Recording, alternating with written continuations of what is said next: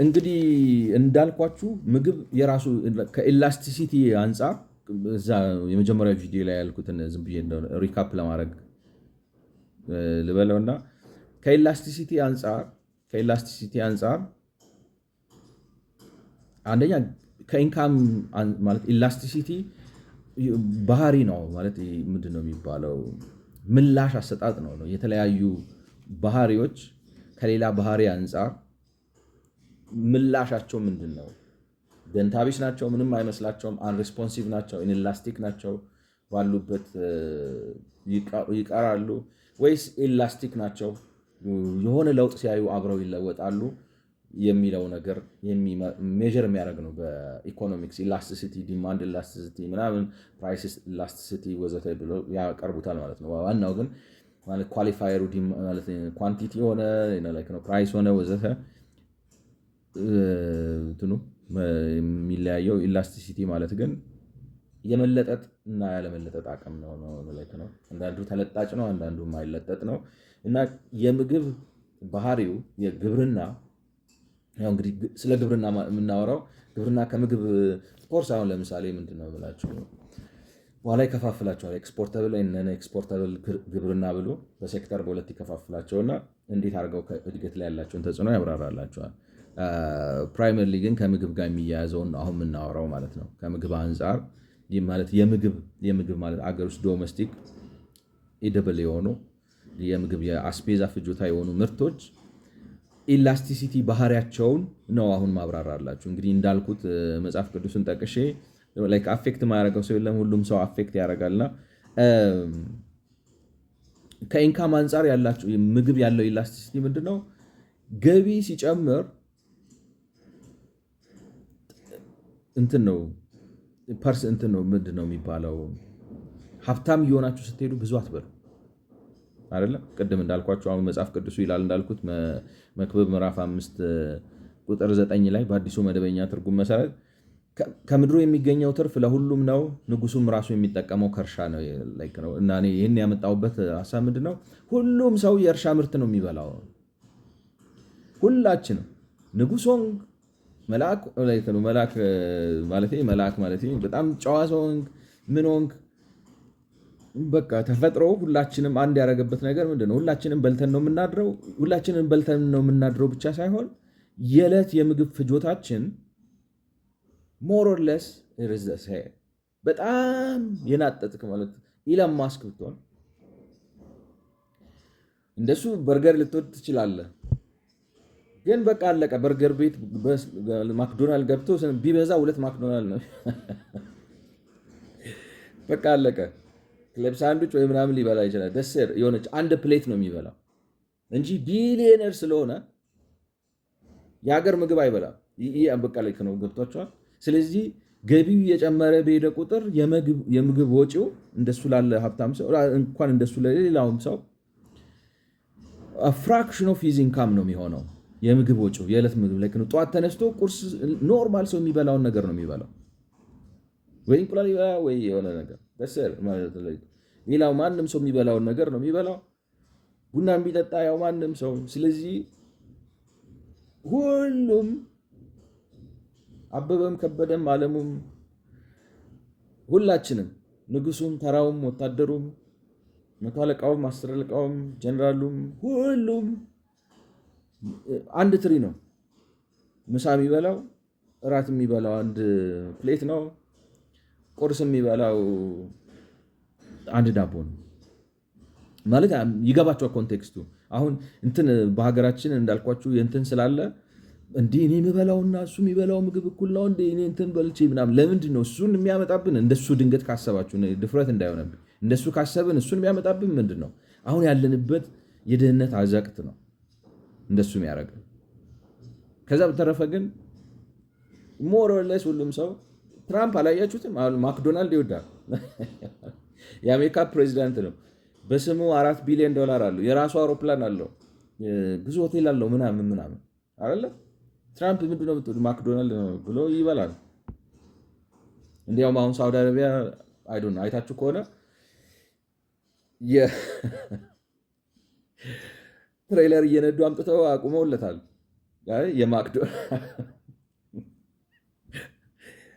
ስለዚህ ሳውዲ አረቢያ ሲሄድም ማክዶናልድ ነው የሚበላው እና አሁን እኛ ካለንበት እንትን ተጽዕኖ የተነሳ የሆነ ሌላ ምግብ ምናምን ማለት ነው ኢት ካን ቢ ቢግ ኦን አወር ማይንድ። ያቺ ሰሜን ኮሪያዊት እንዳለችው የልጅነት ህልሜ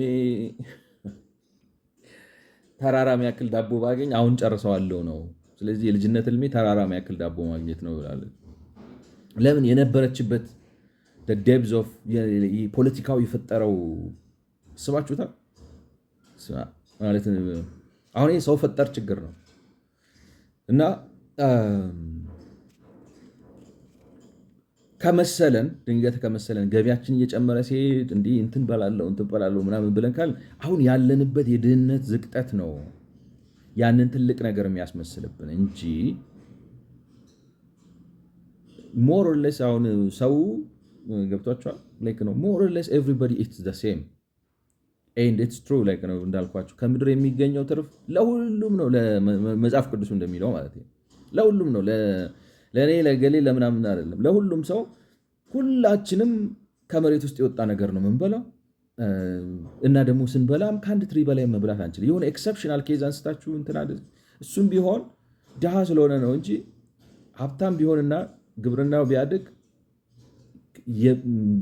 የምግብ ወጪው ከጠቅላላ ወጪው አንጻር በጣም ጥቂት ነው የምትሆነው እና እንግዲህ በኢኮኖሚክሱ ሎ ኢንካም ኢላስቲሲቲ ኦፍ ዲማንድ አለው። ኢላስቲሲቲ ማለት እንግዲህ የተለጣጭነት ባህሪ። አንዳንዱ ተለጣጭ ነው፣ አንዳንድ ባህሪያት ተለጣጭ ናቸው፣ አንዳንድ ባህሪያት ደግሞ አይለጠጥም። አሁን ከዚህ አንጻር ምንድነው የግለሰብ የነፍስ ወከፍ ገቢያችሁ እያደገ በሄደ ቁጥር የምግብ ወጫችሁ ሞር ኦር ሌስ ዘሴም ነው የሚሆነው። አይ ማለት ገቢ አሁን ለምሳሌ እንዴት ልበላችሁ በአሁኑ ባለው የኢትዮጵያ ኢኮኖሚ በወር ማለት ብዙዎቻችን ገቢያችን ቢጨምር የአመጋገብ ስርዓታችን በጣም ሊቀየር ይችላል እና የምግብ ወጫችን በጣም ሊጨምር ይችላል ከገቢያችን አንጻር። ያ ግን ያለንበት የድህነት ዝቅጠት ልክ ነው። አንድ ኖርማል ሰርከምስታንስስ ግን በጤናማ አሁን ዓለም በደረሰበት ደረጃ ግን እንትኑ እየጨመረ ሲሄድ የምግብ ወጫችሁ ባለበት ነው የሚቆመው። ስለዚህ ኢንላስቲክ ነው እና እንግዲህ አግሪካልቸር አዝ አን ኢንጂን ኦፍ ኢኮኖሚክ ዴቨሎፕመንት ኤድዋርድ ሾህ የሚባል ሰውዬ SCHUH ስሙ ላስት ኔሙ እንደዛ የሆነ ሰውዬ በጻፈው ጽሁፍ መሰረት ሜያ ፉድ ቴንድስ ቱ ሃቭ አ ሎው ኢንካም ኢላስቲሲቲ ኦፍ ዲማንድ which is to say as per capita income rise as per capita income ማለት የነፍስ ወከፍ ገቢያችሁ ባደገ መጠን the demand for food does not rise as much as the demand for other goods and services። ለሌላ ነገር አሁን ለምሳሌ የመዝናኛ የልብስ የመኪና የምናምን ገቢያችሁ አንጻር ሞር እየፈለገ ይሄዳል። ምግብ ግን በቃ የሆነ ስታግናንት ነው የሚሆነው፣ የሆነ ቦታ ላይ ይቆማል፣ ኢንላስቲክ ይሆናል ነው። በአንጻሩ ደግሞ ምግብ አንዳንዱ ምግብ በተለይ በጣም ወሳኝ የሚባለው አሁን ለምሳሌ እንደ ዘይት ያለው ምግብ ዋጋው ቢጨምርም እንትኑ ፍላጎታችሁ አይቀንስም፣ ትገዙታላችሁ ማለት አሁን ያለ ዘይት የሚሰራ ወጥ አይሆንማ። ስለዚህ የግድ ማለት እንትኑ ኢንላስቲክ ነው ኳንቲቲው ዲማንዱ ማለት ዋጋው እየተወደደ በሄደ ቁጥር ዘይት ገዢ አያጣም። ምን ማለት ነው ነው አሁን በእኛ ሀገር እንደሆነው የገቢያችንን ካልተሳሳት ትልቁን ቻንክ የሚወስደው ምግብ ይሆናል ማለት መጀመሪያ መብላት ስላለብን። ስለዚህ በልቶ ለስራ ይሆናል፣ ምንድነው ሰርቶ ለምግብ ይሆናል። ስለዚህ እድገት ምንድነው አይኖርም ነው። ለፍታችሁ ታመጣላችሁ፣ በልቼ ልደር ነው ኦብሴሽናችን እሱ ይሆናል እና በባህሪው ማለት ነው። አይ ቲንክ የባህሪውን ልዩነት እያያችሁት ነው ብዬ አስባለሁ። እና ምን ብለው ያስቀምጠዋል? ቅድም ያልኳችሁ መጽሐፍ an important feature of the conditions of demand for those commodities የሚላቸው ስቴፕሎችን ነው it that not only is the demand for not only is the demand for them relatively unresponsive to increase in per capita income, but the quantity demanded is also relatively unresponsive to change in their price. ስለዚህ ዋጋቸው እየጨመረ ሲሄድ የኳንቲቲያቸው ተፈላጊነት መጠን አይቀንስም። ለዛ ነው አሁን ለምሳሌ በእኛ ሀገር አሁን ለምሳሌ ላይክ ነው ደሞዝ ይጨመርልን እያሉ ነው ሰዎች 35% ደሞዝ ብትጨምሩላቸው ወስደው እንዳለ ምግብ ላይ ነው የሚሆነው። ለምን ምግቡ ራሱ ላይክ ጣራ ወጥቷል። ምክንያቱም የዋጋ ግሽበቱ በጠረባ በካራቴ በቴስታ በቦክስ ዲያም በተመታ ቁጥር እንደዚህ ነው ማለት በጣም አስቸጋሪ ደረጃ ላይ ስለደረሰ ማለት ነው። ስለዚህ ገቢያችሁን እንትን ነው የሚሆንበት ነው ይሄ ባረም ልብስ ቤት ልክ ነው። ተወደደ ብላችሁ አታውት ትገዙታላችሁ። ምክንያቱም መብላት ስላለባችሁ ማለት ስቴፕልስ ስለሆነ ያለሱ መንቀሳቀስ ምክንያቱም ያለ ምግብ መኖር አይቻልም። ስለዚህ ምግብ እነዚህ ባህሪያቶች አሉት ማለት አሁን እንዳልኳችሁ እንግዲህ ማለት የተነሳንበት ሐሳብ ግብርና እንደ ኢትዮጵያ ላሉ እምቅ የግብርና አቅም ላላቸውና ሰፊ የህብረተሰብ ክፍል ላሳተፉ ሀገራት ኢኮኖሚ የመጀመሪያው ቀዳሚ ፕራይመሪ የኢኮኖሚ እድገት ሞተር ነው የሚለው እንግዲህ ኢኮኖሚክሱ ኒዮ ሊበራል ፖለቲካል ኢኮኖሚ። ይህንንም እንግዲህ አቶ መለስ ፔፐሩ ይስማማል። በኋላ ላይ ግን እንዴት አድርጎ ለማጣጣል እንደሚሞክር አሳያቸዋለሁ። ይህን ይስማማል እና ለምንድን ነው ይሄ የሆነው? ግብርና እንደ ኢትዮጵያ ላሉ እምቅ የግብርና አቅም ላላቸውና እንደዚሁም ደግሞ ሰፊ ህብረተሰብ ክፍል ላሳተፈ ሀገር የግብርና እድገት የመጀመሪያው የእድገት ሞተር ነው። የሀገሪቱን እድገት ሊሸከም፣ ሊያስነሳ፣ ሊያስጀምር እና ጥግ ሊያደርስ የሚችል ቀዳሚ ሞተር ነው የሚለው አንደኛው የመዋቅር ሽግግር ስለሚያስችል ነው። የመዋቅር ሽግግር ስለሚያስችል ነው ማለት ግብርናው ምርታማነቱ ሲጨምርና በጥቂት ሰው በሄክታር ምርታማነቱ ሲጨምር፣ ስለዚህ የሚያሳትፈውን የጉልበት መጠን ይቀንሳል። which means ምን ማለት ነው? ሰፊ ቁጥር ያለው ህብረተሰብ ክፍል ለኢንዱስትሪና ለሰርቪስ አገልግሎት ነፃ ጉልበት ያቀርባል። ጉልበት ምንድነው? አሁን ኢንዶመንት ፋክተር የሚባለው አንዱ ካፒታል ነው፣ አንዱ መሬት ነው፣ አንዱ ተፈጥሮ ሀብት ነው፣ አንዱ ጉልበት ነው አይደለም? ያንን ጉልበት ይሰጣቸዋል።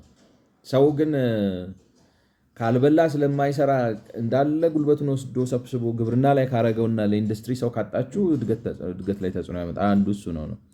ሁለተኛው ግን ምግብ ልዩ ባህሪ አለው በኢኮኖሚ ውስጥ ማለት ነው። እንግዲህ ከነዚህ ባህሪዎች አንዱ ምንድነው? አንደኛው የሰው ኢንካም በጨመረ ቁጥር ነው። አሁን ከኛ ሀገር ይሄ አድቅቅ ድህነት አስተሳሰብ ወጣችሁ ስታስቡት ገቢያችሁ በጨመረ ቁጥር የምግብ ወጫችሁ እየጨመረ አይሄድም። የሆነ ቦታ ላይ ዝም ብሎ ከገቢያችሁ 10% ምናምን ሆኖ ቀጥ ነው የሚለው። ለምን? ንጉስም ብትሆን ቢሊዮነርም ብትሆን ምንም ብትሆን የምትበላው አንድ ሳህን ነው፣ አንድ ፕሌት ነው፣ አንድ ትሪ ነው። ኢሎን ማስክ ስለሆንክ ወይንም ፕሬዚዳንት ትራምፕ ስለሆንክ ወይንም የኛ ሀገር አሁን ሀብታም ነው እንጂ አንዱን ሀብታም ብዙ አትበላም ማለት ብዙ በላ ቢባል ቢበዛ ምንድነው አንድ ትሪ ነው የምትበላው ነው። ከዛ ላይ አትበላም። ስለዚህ ገቢ ስለጨመረ የምግብ እንትን ፍጆታ አይጨምርም as compared to ሌሎች። አሁን ለምሳሌ የመኪና ፍላጎት ስታተሱ ምናምን የጨመረ ሊሄድ ይችላል፣ ወይም የአገልግሎት መዝናኛ ቫኬሽን የምትሄድበት ቦታ ምናምን አይነቱ መጠኑ እየተቀያየረ ይሄዳል። የምግብ ግን ፈንዳሜንታልሱ ደሴም ነው የሚሆነው ነው። ሌላው ደግሞ ምግብ ተወደደ ተብሎ ሳይበላ አይቀርም። የፈለገውን ቢወደድ ሰው ያለውን ጫማውንም ሸጦ ቢሆን ቲሸርቱንም ሸጦ ቢሆን የቤት ዕቃ ጣሳውንም ሸጦ ቢሆን መጀመሪያ ይበላል። ስለዚህ ፕራይሱ ጨመረ ተብሎ ኳንቲቲው አይቀንስም፣ ሁል ጊዜ ይፈለጋል። ዘይት በቃ ሲጀምር ካስታወስኩ እንግዲህ ዛሬ ምናምን ዓመት 20 ብር 30 ብር ምናምን ነበር አይደለም በሊትር። አሁን 180 ምናምን ገብቷል። ግን የትም ብትሄዱ ሰው ይገዛል። ነው ተደርድሮ ነው የምታየው። እንትን ጨመረ ተብሎ ሰው አይተወውም። ተበድሮም ተለክቶም ለምኖም በምንም አድርጎ ይገዛዋል ነው። እንግዲህ ቀለል ባለ አማርኛ ምን ማለት ነው ይሄ? ግብርና ካደገ ማለት ምን ማለት ነው? ቴክኖሎጂ ተጠቅሞ በጥቂት ሰው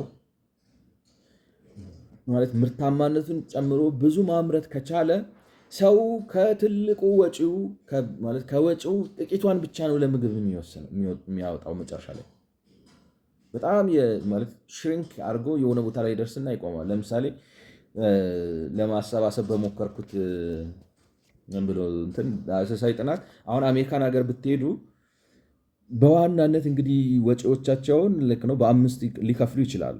ልክ ነው የተለያየ አይነት አከፋፈል አለ፣ ግን ቤዚክሊ በዋናነት በ5 ይከፍሉታል።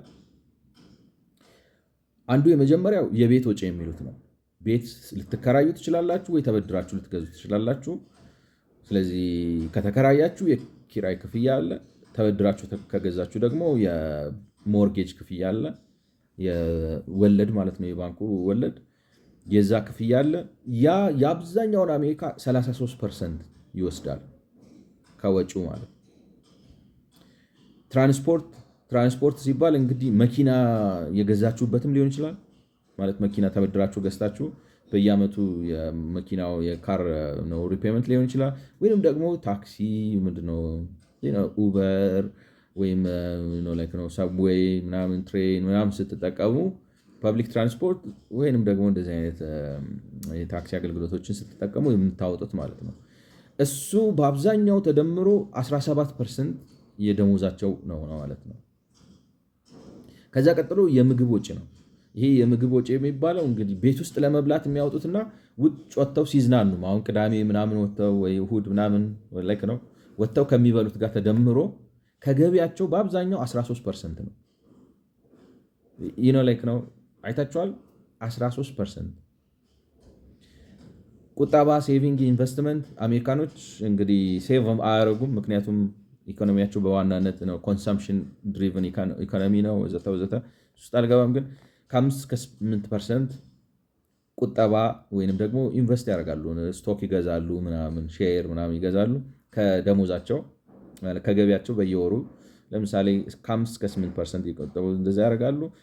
ሌሎች ለምሳሌ ጤና፣ መዝናኛ፣ ትምህርት አሁን ትምህርት ቤት ዕዳ ካለባቸው ዩኒቨርሲቲ ሎን ወስደው መማር ይችላሉ።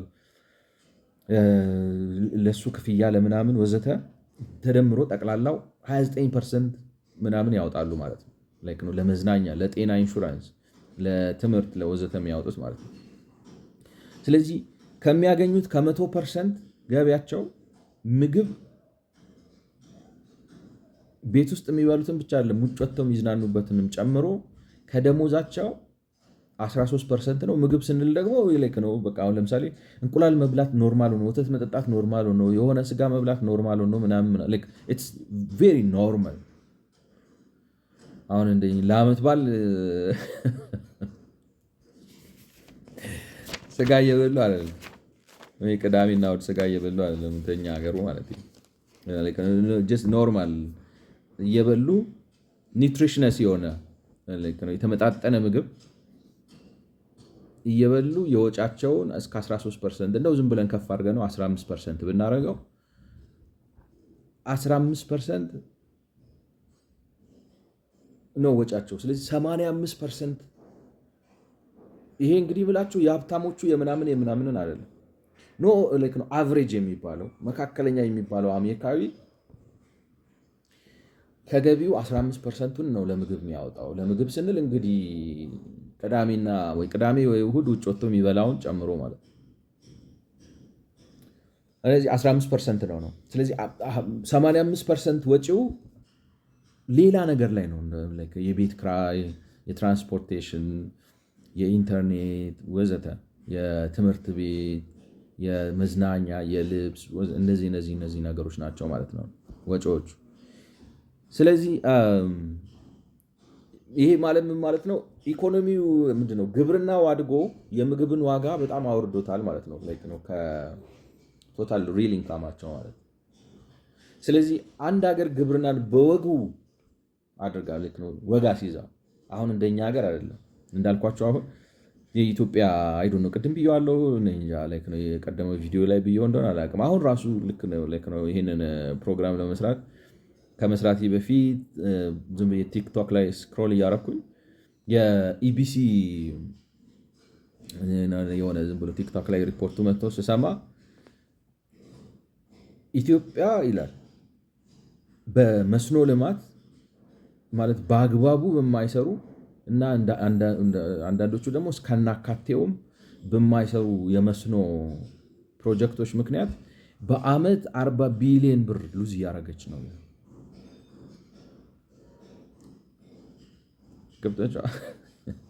ስለዚህ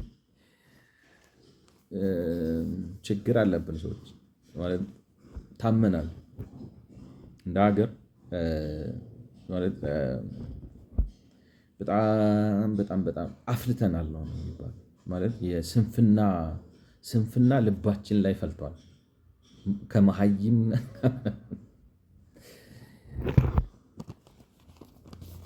ልክ ነው እና ስለዚህ አንድ ሀገር ግብርናዋን በወግ አድርጋ ማለት መልክ አስይዛው አንድ ወጣት ወይም አንድ እንደው ቢያንስ ነው የምላችሁ የመጀመሪያ ዲግሪ ተመራቂ እንኳን ወይንም በቃ ወጥቶ ሰርቶ የሚያደርሰው አሁን እኮ አሜሪካን ሀገር አሁን ዲግሪ እንዲያውም ካላችሁ በጣም እኔ የሚያንስ ነው የሚመስለኝ። ምክንያቱም ዲግሪ አግኝታችሁ በዲግሪ ስራ ከተቀጠራችሁ እኔ ካልተሳሳትኩኝ አሜሪካን ሀገር $5,000 ምናምን ሊከፈላችሁ ይችላል። ስለዚህ ከዛ ላይ ነው ላይክ ነው ስለዚህ ከዛ ላይ እንዲያውም በጣም ትንሽ ነው የምትከፍሉት ለምግብና ለምናምን ወጪ። እኔ ይመስለኛል አሁን በማስተናለክ ነው ሎው ስኪል ጆብስ የሚባሉትን ሰርተው እንኳን ቋሚ ገቢ የሚያገኙት ሰዎች ይመስለኛል። ምክንያቱም አሜሪካን ሀገር አሁን እኔ ካልተሳሳትኩ እንግዲህ የቆየ ዳታ ሪፈር እያደረኩ ካልሆነ $22,000 በታች በቤተሰብ ደረጃ በአመት የምታስገቡ ከሆነ በሃውስሆልድ ከድህነት ወለል በታች ነው የምትባሉ። ስለዚህ እኔ አሁን እነዚህን ኮንሲደር እያደረጓቸው አይመስለኝም። ገብቷቸው ከድህነት ወለል በታች ነው የምትባሉ $22,000 የቤተሰብ ገቢ ከሆነ ማለት ነው። ስለዚህ አንድ ሰርቶ የሚያደርሰው የልክ ነው ግንበኛ ሊሆን ይችላል፣ አናጢ ሊሆን ይችላል። በመሰረታዊ ልክ ነው ስራ ተብሎ የሚከፍለው ሰው ከጠቅላላ ወጪው 15% የምግብ ወጪ ሆነ ማለት 85% ትርፍ ገንዘብ ኪስ ውስጥ አለ ማለት ነው። ለሌላ ለብዙ ነገር የሚያወለው ማለት ነው። ስለዚህ ኢኮኖሚው እንደዚህ ከሆነ እንዳልኳችሁ በአንጻሩ ደግሞ የኢኮኖሚ ምንድነው ግብርና ከተበላሸ ወግ ካልያዘ አሁን እንደዚህ አይነት ልክ ነው መንግስት መውረድ አለበት እኮ እንደዚህ ያደረገ መንግስት እውነቴን እኮ ነው ብላችሁ ተጠያቂነት ያለበት ምርጫ ያለበት ሰውም ደግሞ ምርጫ ሲመርጥ ሲወስን ምናምን በእንትን ከሆነ የሚወስነው ፈርቶ ምናምን ካልሆነ እንደዚህ አይነት አፈጻጸም ይዘህ መኖር አትችልም። ዝም ብለህ እንትን ታሟርታለህ፣ መጥፎ ትናገራለህ ምናምን አይደለም። ዴሊቨር ካላረግ ምንድነው እንትን እና ልክ ነው ከእንደዚህ አይነት አሰራር ወጥተን የምግብ ማለት ካረግን የምግብ ወጪውን በጣም ቀንሰን ለሰው ብዙ ወጪ ብዙ ካሽ ኪስ ውስጥ እንተውለታለን። ካልሆነ ደግሞ ሰው የሚያገኘውን ነገር በሙሉ ምግብ ላይ እንዲያርግ አርገን የማናስከትለው ጣጣ የለም እና ምግብ ዋጋው ሲስተካከል ወይንም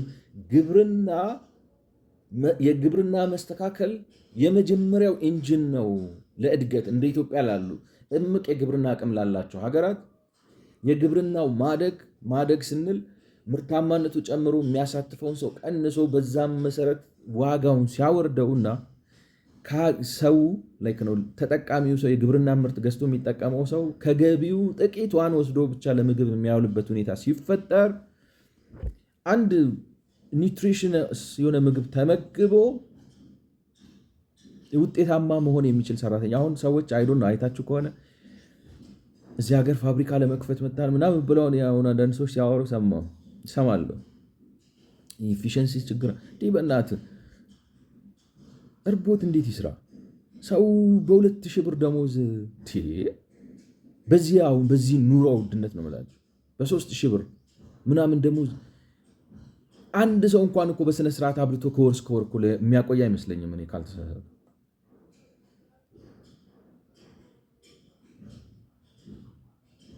እንዴት ይሆናል? አይችልም፣ ይከብደዋል። ማለት ሰራተኛ መሆን አይችልም። ጥሩ ሰራተኛ ራሱ ላይክ ነው ተው ፊዚክስ፣ ኬሚስትሪ፣ ካልኩለስ ምናምን የሚፈልጥ ሰው እሱ ሌላ ነው። እንዴት ትሰራለህ? ላይክ ነው እንደዚህ ያለ ህንፃ ነው የምትሰራው። ምክንያቱም እንደዚህ ማለት እንቅልፍ እያንጎላጀጨ ነው እርቧል። አይሆንማ መልክ ነው። ቤዚክስ እኮ ነው ምግብ ገብቶ አይደለም የባዮሎጂ ገብቶ ብሬክዳውን ሆኖ በሄሞግሎቢን በምናምኑ መሰረት ኦክሲጅን እዚህ ጋር መድረስ አለበት። ኦክሲጅኑ ዲፕሊት ካረገ ለዛውም እንደ አዲስ አበባ ያለ ኤሌቬሽኑ 2000 ምናምን ያለ ላይ አየሩ በሳሳበት ትንፋሽ ነው የሚያጥራ አይሆንም። እና አንዱ እንግዲህ ሰራተኛውን ራሱ ፕሮዳክቲቪቲውን ይጨምረዋል። አሁን ኢትዮጵያ ውስጥ አንፕሮዳክቲቭ ነው የሚሆነው ሰው 3000 ብር ወስደህ እኮ ከ3000 ብር አስበው እንግዲህ ለቤት ክራይ ከፍለ እንግዲህ ትራንስፖርቱን በ11 ቁጥር ሞክረዋለሁ ብለህ በ11 ቁጥር ሞክረኸው ማለት በእግር ማለት ነው። ባባስ እንኳን መሄድ ከብዶ ምናምን ብለህ አቻችለህ የኛውን ከቤተሰብ ምናምን ብለህ አይሆንም። እንዴት ይሆናል? በቃ ብክንክንክንክን ብለህ ፋብሪካ ውስጥ ገብተህ እንዴት አድርገህ ነው ቻይና መጥቶ እንደዚህ በል ራስህ እዛው ሂድና ወታደር የራስህን ሀገር ቻይና አንፈልግም። እሱን ማለት ምግብ አብላውና ተራራውን እንደ ሞተር ሲወጣ ታየዋለህ። እና ስትመግበው ኢንጂን ነው የሚባለው አንዱ ምክንያት ይሄ ነው። ሰውየው ከገቢው ጥሩ ምግብ ለማግኘት ሲቀልለት ገብቷቸዋል፣ ፕሮዳክቲቪቲው ይጨምራል። ዴፊኒትሊ ምን ጥያቄ አለው? እንደ ሰው ነው ላይ እንትኑ ራሱ የተመጣጠነ ምግብ ሲያገኝ ራሱ ጤንነቱ ሲጠናከር፣ ብርታቱ ሲጠናከር፣ ሞራሉ ስትበሉ ራሳችሁ ሙዳችሁ አይመጣም? አንዳንድ ጥሩ ምግብ ስትበሉ ማለት ካልበላችሁ ነገር እኔ እንትን ይመስለኝ ነበር ማለት አበሻ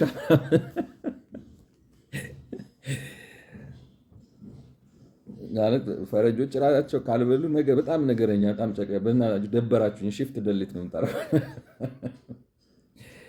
እና አይሆንም። ሁለተኛው እንግዲህ አንዱ ኒውትሪሽነስ ቫልዩ ጠንካራ አክቲቭ ላይቭሊ የሆነ ሰራተኛ ፕሮዲስ ያደርጋል። ማንም ሰው በቃ ካልበላ መጥገብ ያለበት ማን ነው? ሰው መጥገብ አለበት አለ ያለው ማን ነው እያልክ አምራች ዜጋ ልትፈጥር አትችልም። ጉራ እንትን ነው እኔ አይገርማችሁም? እንዴት አይነት እኔ እኮ ፒኤችዲ ሰርተ ዓለምን ዞረ ስንት ነገር አይተ ስታበቃ ምግብ መሰረታዊ ፍላጎት ነው የሚለው እንትን ካልገባህና እሱ ላይ ፈላሰፋለሁ ካልክ ያንተ ፍልስፍና ወንዝ አይደለም ቦይ አያሻግርም፣ ምንም አያደርግም። እና እኔ ይገርመኛል። እኔ በጣም ሰዎች ላይ ምንድን ነው የሚባለው ሰዎችን ለማስጠቆር አይደለም እውነት ለመናገር ግን በቃ እረፉ ዞር በሉ ማለት በቃ ስንት ዓመት ትበጠብጣላችሁ? ሁለተኛው 85% ገቢ ነፃ ስለምታደርግ ሰውየው አሁን ለምሳሌ አሜሪካን ሀገር እንግዲህ 13% ነው። እኔ ዝም ብዬ ነው። ምሳሌ 15 እናደርገው ጀስት እንደው ማርጂን እንያዝለት እና 2% 15% ብቻ ከአንድ ሰው ደሞዝ ላይ ወስደ 85%ቱን ስትተወው ሶሻል ካፒታል ምንም እንኳን ከግለሰብ አሁን ለምሳሌ ከ3000 ብር ደሞዝተኛ እንበልና አሁን አንድ ሰው አስተናጋጅ ሆኖ ሲቀጠር 450 ብር ነው በወር ለምግብ የሚያወጣው እንበል። ጥሩ ምግብ ማለት ጥሩ ስላችሁ በጣም እንደው የተንደላደለ ምናምን በየቀኑ በግ እያረደ ምናምን በእኛ ሀገር ኮንቴክስት ሳይሆን ይህ ነው ነው ጥግብ ብሎ ከቁርስ እስከ ምሳ ከምሳ እስከ ራት የሚያኖረው ነገር በልቶ የሚያወጣው በቀን 450 ብር ነው ብንል ማለት 15% የ3000 አይደለም እንደዛም በራንደም ካልኩሌሽን ምክንያት 15 45 ይመጣል 450 ብር የሚቀረው ስንት ነው? 2550 ብር ኪሱ ላይ ይቀራል። አሁን እኔ ይመስለኛል 3000 ብር የሚከፈለው ሰው ቢያንስ 2000ውን አይዶን ነው እንግዲህ ምን ሌላ ነገር ዝም ብሎ ይሄ ነው ድንች ቀቅሎ የበላ ምናምን ካልሸወደው በስተቀር 2000 ብር ቢያንስ ምግብ ላይ ያወጣል 3000 ብር በወር የሚያገኝ ሰው። ስለዚህ ከገቢው ስንት ነው? 2/3ኛው ምናምን ነው ምግብ የሚወስድበት። ለሌላ ነገር ምን ይተርፈዋል የሰው? ስለዚህ ኢንተርኔት 2 ብር ይገዛል ማለት ነው። ወይ ዝም ብሎ አለው ለማለት ፌስቡክ ነው በ2-3 ቀን አንዴ ገብቶ ለመውጣት ይገባል። እዚህ ነው እንትኑ ስትሬን ያደርጋል። ሌላውን የኢኮኖሚ ዘርፍ አንቆ ነው የሚይዘው። እንደዚህ የትም አይሄድማ። ምክንያቱም ዲስፖዛብል ኢንካሙ በጣም ሎው ነው። ስለዚህ ሰውየው 2500 ብር ካለው ዝም ብሎ አካውንት ውስጥ ቢተወው ገብቷቸዋል። አሁን እነዚህ ባንከሮቹ እየዞሩ ሰው አዛም ያደረጉት ለምንድን ነው? ሰው ዲስፖዛብል ኢንካም የለውም። ለምን? ግብርናው ጠልፎ ጥሎታል። ገበሬ አትንካብን ይለዋል ደግሞ እነዚህ ቀሪላዎች እና እንትኑ ነው ካፒታል ብዙ ካፒታል ሪሊዝ ያደርጋል። ጉልበት ብቻ አይደለም ሪሊዝ የሚያደርገው ጥሬ ገንዘብ ፍሪ ያደርጋል። ምክንያቱም ሰው በ450 ብር አሁን እንግዲህ በ3000 ብር እያሰላውላችሁ አስተናግዶ ምናምን የሚሰራ ሰው 3000 ብር አገኘ። ያን 3000 ብር 450 ብር ለምግቡ ቢያወጣ ማለት 15% ኦፍ ዩዚንግ ኢንካም ብለን ነው። ያቺ 2550 ብር ይህ ነው ነው ልብስ ይገዛበት ምናምን ይችላል። ኢን ደ ፕሮሰስ ግን ያን ሲያደርግ አብዛኛው አካውንት ውስጥ ነው የሚተወው። ገብቷቸዋል። እሱ ገና ልብስ እስኪገዛ ባንክ በዕለት ያበድርለታል ማለት ነው። ሌላውን ነው በአጠቃላይ ከእያንዳንዱ ሰው አሁን የአንድ ሰው 2550 ብር ጥቂት ብትሆነ ፋይዳዋ ትንሽ ቢሆን በሀገር ደረጃ ግን ሰው ዲስፖዛብል ኢንካሙ ሲጨምር ለምግብ ከሚያወጣው ላይ ስታሰርፍለት ናሽናል ካፒታሉ በጣም ያድጋል። ስለዚህ ለጥናትና ለምርምር እንደዚሁም ሌላውን የኢኮኖሚ ክፍል ለማንቀሳቀስ ከፍተኛ ሀብት ታገኛለህ ማለት ነው። ስለዚህ በዚህ አገኘ ማለት ነው እድገት ማለት አሁን ካሻለ በጣም ኢንቨስት ማድረግ ትችላለህ። ካሻለ በጣም ሪሰርች ምናምን ማሰራት እና በሌሎች እንትኖች አዳዲስ ቴክኖሎጂዎችን ማስተዋወቅ ትችላለህ። እና ቅድም ያልኳችሁ ፔፐር አይ ቲንክ ጠቅሼዋለሁ የቅድሙ ቪዲዮ ላይ ነው መሰለኝ ያልኩት አይደለም ላይክ በዚህኛው ቪዲዮ ብዬ እንደሆነ አላውቅም፣ ግን አግሪካልቸር አዝ አን ኢንጂን ኦፍ ኢኮኖሚክ ዴቨሎፕመንት ነው እዚህ ጋር እያይዝላቸዋለሁ ፔፐሩን። እዛ ፔፐር ላይ ምን ይላል? The decline in price of an important staple constitutes an increase in the real income of consumer who consume the staple። ስለዚህ የስቴፕል ማለት ይሄ እንግዲህ አሁን በሀገራችን ጤፍ ስቴፕል ነው ገብቷቸዋል። በቆሎ ስቴፕል ነው፣ እንደዚህ ምስር፣ ሽሮ ወዘተ ወዘተ ተደጋግሞ የሚበሉ በአንድ ሀገር ያሉ ባህላዊ ምግቦች የተለመዱ ምግቦች ናቸው ስቴፕል ወይም ዋና የምግብ አይተሞች ናቸው። በእነዚህ ዋና የምግብ አይተሞች ላይ ከፍተኛ የዋጋ ቅናሽ ስታስከትል ደሞዝ ሳትጨምር የሰውየውን ደሞዝ ትጨምረዋል። ገብቷቸዋል።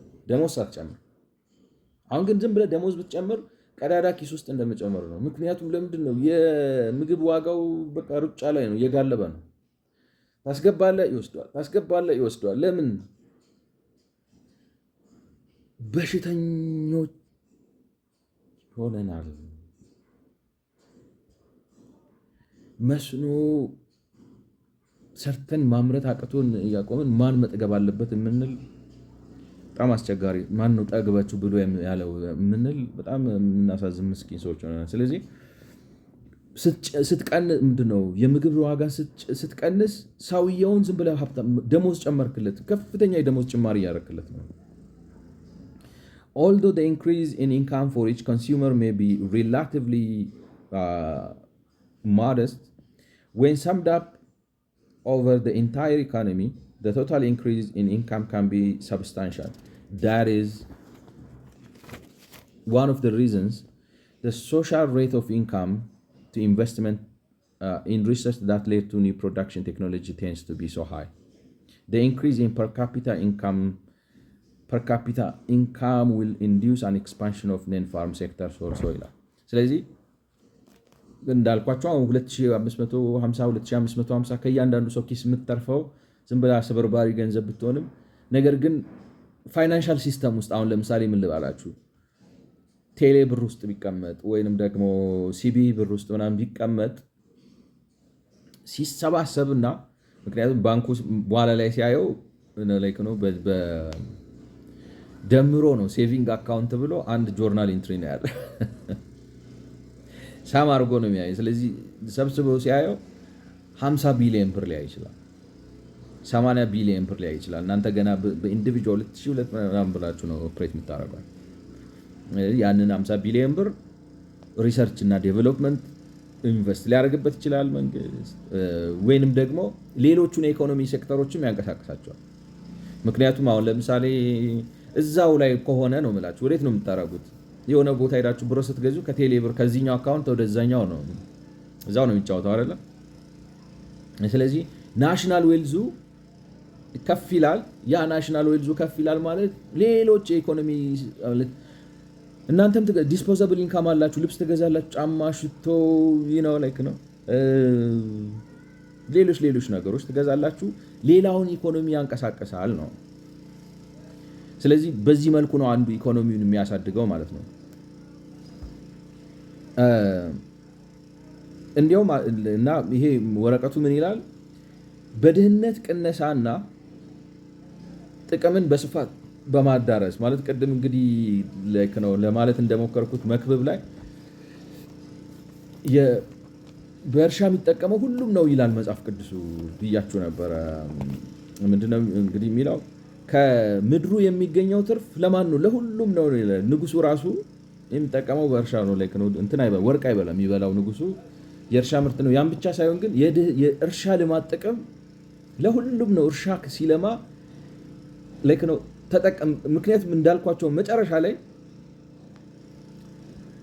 እኔ ነኝ ያለ የናጠጠው ሰውዬ የሚበላው ሰላጣ ነው፣ አንተም ሰላጣ ነው የምትበላው። ኢሎን ማስክ የሚበላው እንቁላል ነው፣ አንተም እንቁላል ነው ማለት 400 ቢሊዮን ብር ስላለው ሌላ የወርቅ እንቁላል አይበላም። እንቁላል ነው ዶሮዋ ቁቁቁ ብላ የምጥለው እንቁላል ነው የሚበላው። ስለዚህ ለሁሉም ይዳረሳልና እንዲያውም ይላል የግብርና ልማትን የሚስተካከል መላውን ህብረተሰብ በአንጻራዊነት በኩልነት ተጠቃሚ የሚያደርግ ሌላ ኢንዱስትሪ የለም ያለ አይመስለኝም ይላል። ቅድም ያልኳችሁ ፔፐር ማለት ነው። The distribution of benefits of economic development in favor of the poor is very important characteristics of the development of agriculture from the introduction of a new production technology ማለት the benefits of economic ለድሃው የኢኮኖሚ ልማትን ጥቅም በፍትሃዊነት ከማዳረስ አንጻር በቴክኖሎጂ ልማት ልቀት ምክንያት ግብርና ላይ የሚመጣ እድገት ለድሃው የሚያደርሰው ተጠቃሚነት በጣም ከፍተኛ ነው። In fact, one can identify no other sector of the economy እንዲያውም ይላል ሌላ የትኛውንም የኢኮኖሚ ሴክተር ማሰብ ነው አንድ ሰው ለማግኘት ይቸገራል፣ ሌላ ከግብርና ሌላ ማለት ነው of the economy that has these characteristics nor for which the benefits are widely distributed in the economy ማለት ሌላ መስክ ማግኘት እንትን ይላል። ምክንያቱም እንዳልኳችሁ አሁን ቢል ጌትስን አይታችሁት አታውቁም? ማክዶናልድ ተሰልፎ እንዲያውም ዜና ሆነው ምናምን ታዩታላችሁ። ቢሊዮነር ነው 87 90 ቢሊዮን 120 ቢሊዮን ምናምን አለው። ግን መጨረሻ ላይ ማክዶናልድ ነው የምትበላው። አንድ የኮሌጅ ተማሪ የሚበላው ማክዶናልድ። ስለዚህ ግብርናው ሲለማ ቢኮዝ ንጉሱ የሚጠቀመው ከምንድን ነው ያልኳቸው? ከዛው ከግብርናው ነው። አንድ ትሪ ነው የምትበላው። እና የሀገራችን ሴት አለች የተባለውን ሰምታችሁ እንትን የነገስታት ዘር ነች መሰለኝ አሉ እና ውሃ ጠጥታ አታውቅም አሉ። እና አንድ ቀን ግን እንደዚህ ጉዞ ወጥታ ይሄ የያዙት ምናምን ሰንቅ አለቀና የምንጭ ውሃ ሰጧታል ማለት በቃ እና በጣም ግጥም አድርጋ ጠጣ። በጣም ስትረካ ወይ ውሃ ማን ሰጠው ለድሃ አለች። አይ ነው ሰምታችሁት የምታውቁ ከሆነ ማለት እና ኢኳሊ ላይክ ነው ሁሉም ሰው በእኩልነት የሚጋራው ነገር ቢኖር ይሄን ላይክ ነው አግሪካልቸር ነው። እና በጣም ኢምፖርታንት ላይክ ነው በድህነት ቅነሳ ውስጥ እና የህዝብንም አንጻራዊ ተጠቃሚነት በማረጋገጥ በቃ የሚቀድመው የለም። በጣም ኢምፖርታንት ሴክተር ነው አግሪካልቸር። ቅድም ሌላም ያም ብቻ አይደለም። የምግብ ወጪያችሁ ሲረክስ አሁን እንዳልኳችሁ አንድ ሰራተኛ በ450 ብር በወር አርክሰ ነው የምላችሁ። ቴክኖሎጂው አድጎ እነዚህን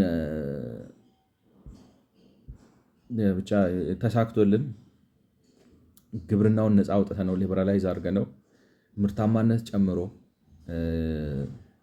የተበጣጠቀ እርሻ አስቁመን ገበሬውን ከዚህ ከገጠር ኑሮ አውጥተ ነው ወደ ከተማ አስገብተ ነው ወዘተ። ለምሳሌ ከ3000 ብር ደሞዝ ላይ አንድ ኢትዮጵያዊ በ450 ብር ከወር እስከ ወር ቁርሱን እንቁላል፣ ምሳውን የሆነች ዜርፎር፣ ራቱን ደግሞ ሞኮሮኒ አብልተን ማኖር ከቻለን ማለት ቫይታል የሆነ ጠንካራ የሆነ ሰራተኛ ብቻ አይደለም የምናመርተው። ነገር ግን የሌበር ኮስታችን ከሌላው ሀገር ጋር ሲነጻጸር በጣም ርካሽ ነው የሚሆነው። ስለዚህ በዓለም አቀፍ ደረጃ ተወዳድረን ኢንዱስትሪያላይዝ አድርገን አሁን ለምሳሌ ቻይና እንዳልኳችሁ እቃ ርካሽ ለምንድን ነው የምታመርተው? አንዱ እኮ ይሄ ነው። ኮስት ኦፍ ሊቪንጋቸው እኮ በጣም ጥቂት ስለሆነ ነው። ኮስት ኦፍ ሊቪንጉን በተለይ ደግሞ ማለት ግሬተር ቸንክ ኦፍ ኢት እንደ ኢትዮጵያ ባሉት ሀገር አንዱ ምግብ ስለሆነ እሱን የሰው 15% ካስገባ ነው ተወዳዳሪ ሰራተኛ በርካሽ እያስጮነው እያስለቀስ ነው አይደለም።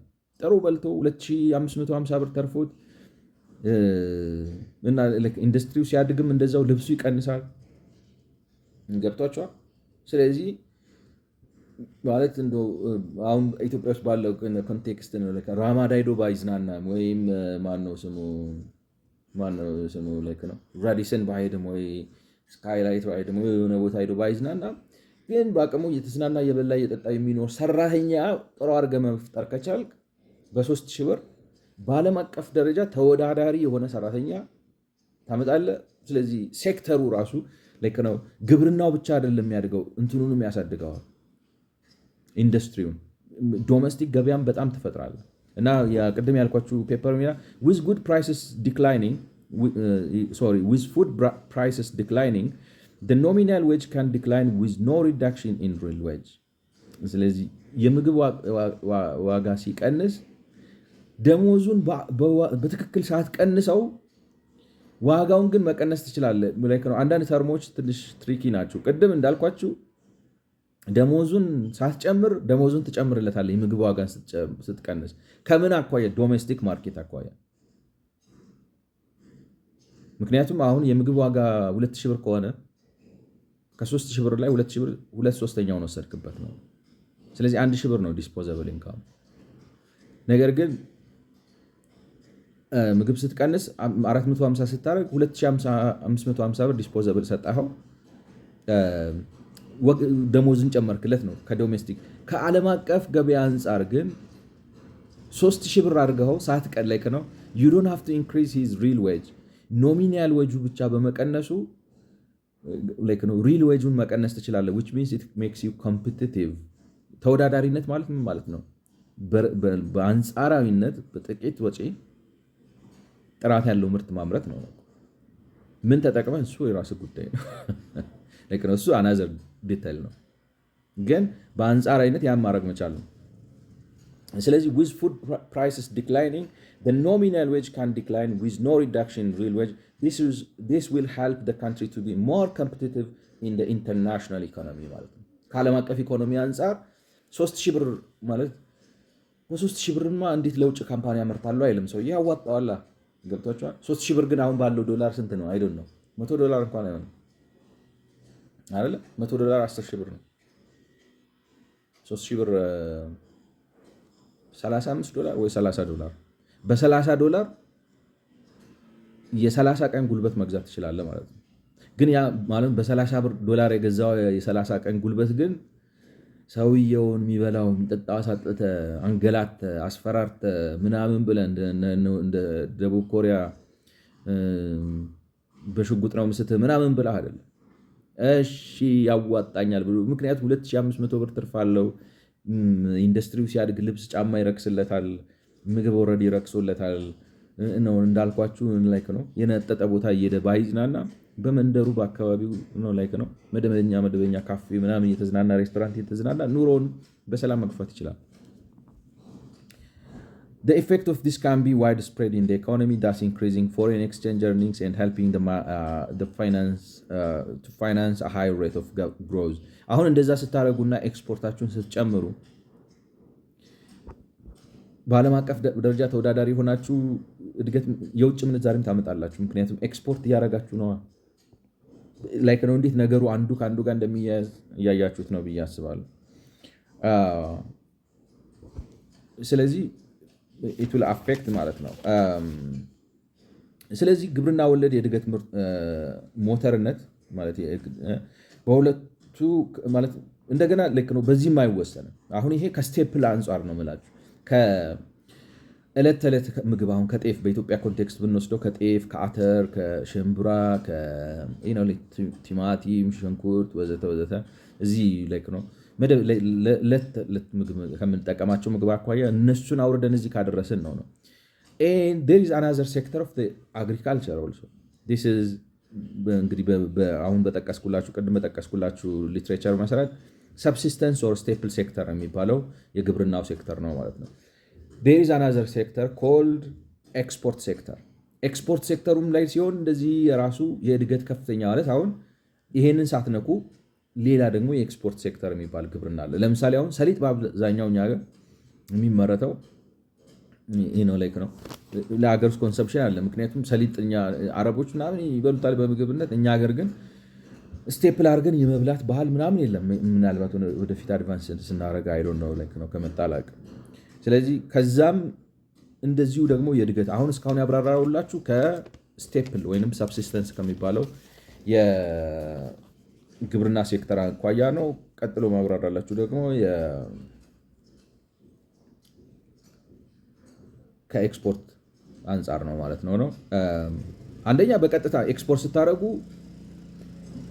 እኔ አሁን ባለኝ መረጃ ታውቃለች በጣም በቢሊየን ዶላር ኢትዮጵያ ኤክስፖርት ማድረግ ትችላለች ግብርናውን አሁን እነዚህ እኔ በጣም ስለተበሳጨውባቸው ካፌ መጥፎ ቃል እንዳይወጣ በጣም እየተጠነቀቅኩ ነው ማለት ሶሻሊስቶቹ አስተሳሰብ ግብርናውን አላቀ ነው ሞደርን ነው ላይክ ነው አግሪካልቸር አርገን ኢንዱስትሪያላይዝ ካረግ ነው ከኤክስፖርት በቢሊየን ዶላር ነው ላይክ ነው 20 ቢሊየን ምናምን አሁን ኢትዮጵያ ኤክስፖርት የምታደርገው ጠቅላላ ኤክስፖርቷ 4 ቢሊየን ነው ይሄንን ከግብርና ብቻ ነው ከኢንዱስትሪያል ከምናምን ሳይሆን ከግብርና ብቻ 20 ቢሊየን ምናምን ኤክስፖርት ማድረግ ይቻላል ኢትዮጵያ አሳድጎ ማለት ነው ስለዚህ ከፍተኛ የውጭ ምንዛሪ ያመጣል ሁለተኛ ደግሞ ከውጭ አሁን ስንዴም ኢምፖርት እናደርጋለን ታውቃላችሁ አንዳንድ ነገሮች ኢምፖርት እናደርጋለን ፕሮሰስ ፉዶች ኢምፖርት እናደርጋለን ያንንም ነገር ካስቀረነው ኤክስፖርት በማድረግ የውጭ ምንዛሪ ማምጣት ብቻ ሳይሆን እዚህ ኦሬዲ ያለው የውጭ ምንዛሪ ላይ ግብርናው የሚያሳድረውን ተጽዕኖም እንቀንሳለን ማለት ነው ስለዚህ የውጭ ምንዛሪያችንን ጨመረን ማለት ነው የውጭ ምንዛሪ ደግሞ የመበደር አቅምን በጣም ይጨምራል። በነገራችን ገብቷችኋል። ሪዘርቫችሁ ጥሩ ሲሆን which means ማለት ነው ሰርቪስ ማድረግ ትችላላችሁ። ብድር መውሰድ ትልቁ ፈተና ምንድን ነው? መውሰድ አይደለም። ከወሰዳችሁ በኋላ ሰርቪስ ታደርጋላችሁ ወይንም ደግሞ በየወሩ ክፍያ ትከፍላላችሁ ነው። ስለዚህ ኤክስፖርት እያደረግን የውጭ ምንዛሪ እያመጣን ዶላር የምናገኝ ከሆነ ሰርቪስ ማድረግ እንችላለን። ሰርቪስ ማድረግ እንችላለን ማለት ደግሞ ብዙ ካፒታል የውጭ ከረንሲ ማግኘት እንችላለን። ለምሳሌ $20 ቢሊዮን ቢኖረን አኑዋል ኢንካም ገብቷቸዋል። ከዚህ ከምናምኑ አስተርፈን ነው የምላችሁ። ያ $20 ቢሊዮን በብድር $200 ቢሊዮን ሆኖ መምጣት ይችላል። ያን $200 ቢሊዮን ወስደን እኔ ነኝ ያሉ ትልልቅ ፕሮጀክቶች ላይ ኢንቨስት አድርገ ነው ይህ ነው ላይ ነው በቃ ዝም ብሎ መበልጸግ ነው እና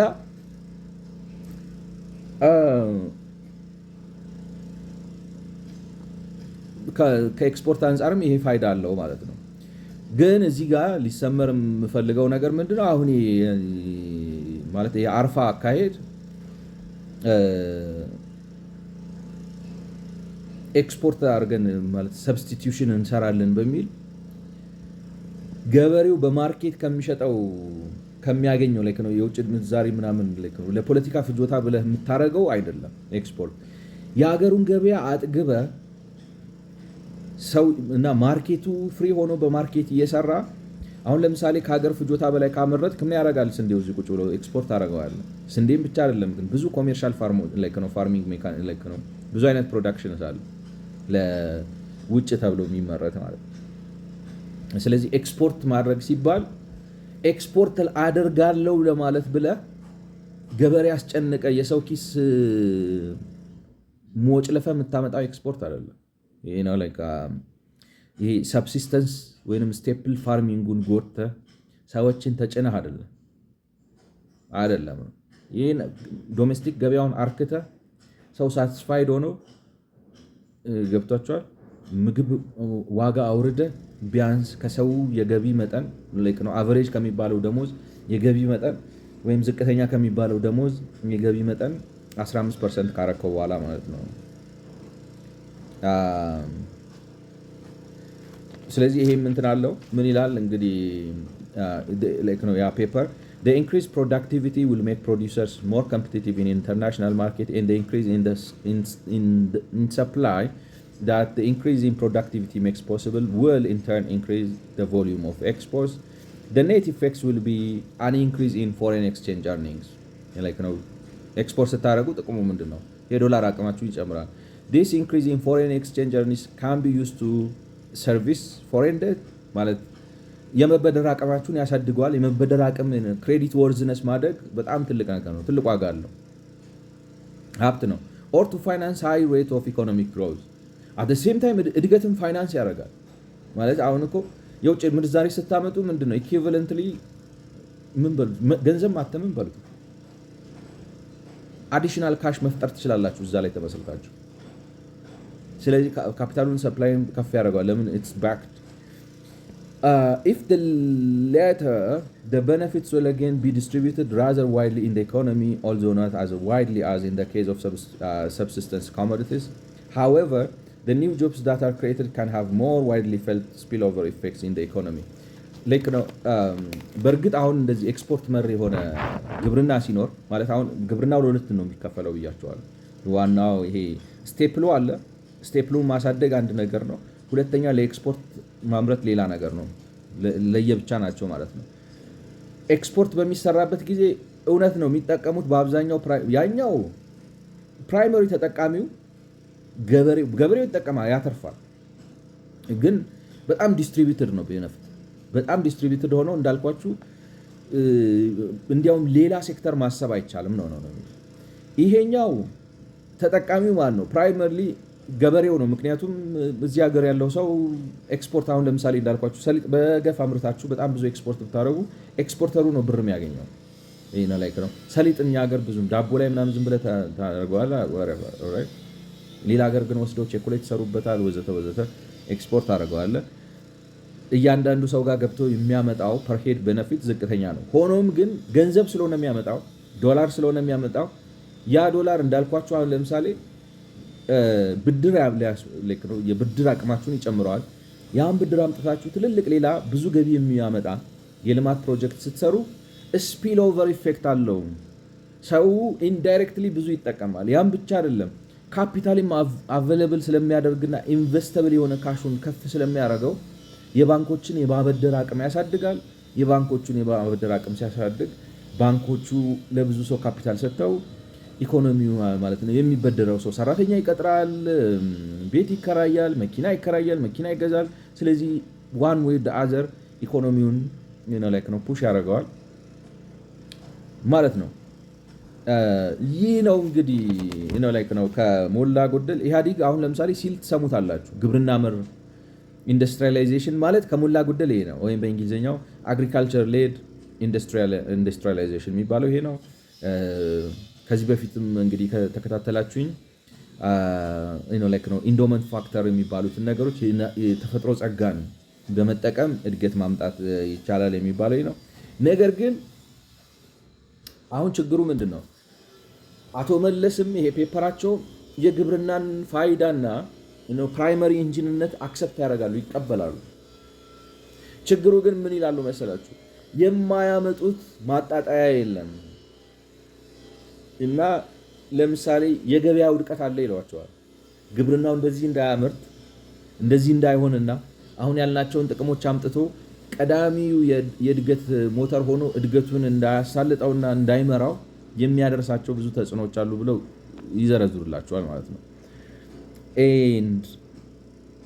እንግዲህ ማርኬት ፌሊየር ግን እንዳልኳችሁ ከዚህ በፊት ለማሳየት እንደሞከርኩት ወይም ከዚህ ማለት በዚህ ባለፉት ቪዲዮዎች ለማለት እንደሞከርኩት ፕራይመርሊ የመንግስት ፌሊየር ነው፣ የአሰራር ፌሊየር ነው። ለዛ ነው የነፃነት ዲሞክራሲ ወይም ሊበራል ዲሞክራሲ ለኢትዮጵያ ያስፈልጋታል። መንግስት ተጠያቂነት እንዲኖረው፣ ግልጸኝነት እንዲኖረው፣ የፖለቲካ ስልጣን በነፃና ፍትሃዊ ምርጫ እንዲያዝ፣ የዜጎች ህይወት ንብረትና ነፃነት በህግ አግባብ ካልሆነ በስተቀር እንዳይሻር ማድረግ ወዘተ ወዘተ። ስለዚህ የገበያ ውድቀቱ አይደለም የሚከትለው የኛ የአስተሳሰብ ግድፈት ነው። ሌላው የድህነት ወጥመድ የሚሉት ነገር አለ። በሚቀጥለው ምሰራላችሁ ስለ ድህነት ወጥመድ ነው። ድህነት ወጥመድ ምንድን ነው? እንዴት ነው ከዚህ ጋር የሚገናኘው? ወዘተ ብዬ ስለ ድህነት ወጥመድ አብራራለሁ። ሌላው የምታዩት ነገር ምንድን ነው? በሀገራችን እንግዲህ አሁን የገጠመን ፈተና ካፒታሊስት እንዳንሆን ሆን ብለው የሚሰሩ ሰዎች አሉ። እኔ ማለት ይሄ እንግዲህ ትንተና ነው ባሉት እኔ በማውቃቸው ፋክቶች ላይ ተመስርቼ የማቀርበው ነው እንጂ በማስረጃ ላቀርበው የምችለው ነገር አይደለም። እና ሆን ብለው ካፒታሊስታዊ የኢኮኖሚ ስርዓት ውስጥ እንዳንገባ የሚሰሩ ሰዎች አሉ። እና በእነዚህ ምክንያቶች አሁን እንዳልኳችሁ የገበያ ውድቀት አለ በማለት ካፒታሊስታዊ ስርዓት ውስጥ እንዳንገባ የካፒታሊዝም የሀብት ልዩነት በከፍተኛነት ፈጥሮ ማህበረሰብን ያናጋል፣ አብሮ የመኖራችንን ሰንሰለት ይበጥሳል፣ ማህበራዊ እሴታችንን ያዳክማል የሚሉት የአሮጊት ወሬ ተረታላላቸው ገብቷቸዋል። ስለዚህ በዚህ ምክንያት ሆን ብለው ግብርናው ሊበራላይዝ እንዳይሆን በዋጋ ስርዓት እንዳይሰራና እዚህ ነገር ውስጥ እንዳይገባ ተግዳሮች ይፈጥራሉ ማለት ነው። እና በእነዚህ ምክንያቶች እንግዲህ እነዚህ ነው አሁን አቶ መለስ በፔፐራቸው ውስጥ የገበያ ውድቀት፣ የድህነት ወጥመድ እና ካፒታሊዝም የሀብት ልዩነት ፈጥሮ ማህበራዊ ትስስራችንን ያዛባል፣ አንዱን ሀብታም አንዱን ድሃ ያደርጋል በሚል አካሄድ ሄደው ይህንን አሰራር ለመቃወም ይፈልጋሉ። በሚቀጥለው የእሳቸውን ፔፐር ውስጥ ገብቼ ከማድረጊያ በፊት ጃፓኖች ይህን ያደረጉት ብዬ ከጃፓኖች ትንሽ ማስረጃ አቀርብላችኋለሁ። ስለ ገበያ ውድቀት አውርቻችኋለሁ። የድህነት ወጥመድን ለብቻው አብራራ እና ከዛ ላይ ካፒታሊዝም ማህበራዊ እሴትን ያጠፋል ከሚለው አንጻር ያለውን እንድምታ አብራርቼ መጨረሻ ላይ የእሳቸውን ፔፐር ሪቪው አደርግላችኋለሁ። ስለሰማችሁኝ አመሰግናለሁ። መልካም ጊዜ። ቴንክ ዩ